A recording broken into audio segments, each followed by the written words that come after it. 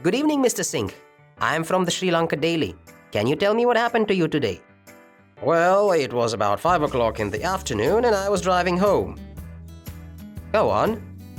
When it started raining heavily and suddenly something flew down from the sky and hit my car. I was surprised.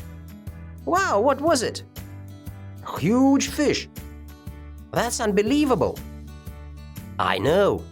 I stopped the car and got out. The fish was lying on my car and there were more of them around on the ground. People looking worried and curious were approaching me. Who were the people? The local villagers. They quickly brought some water in a jar and put the fish in there. It seemed like the fish had been lifted out of a river by a strong wind. Oh dear, that's amazing. So how were the fish and your car? Well, I was happy to see that some of the fish were still alive. But I was sad to admit that my car was badly damaged. How do you feel now, Mr. Singh? Well, I'm still a bit shocked. I am not surprised. What a story, Mr. Singh. Thank you for sharing it with us.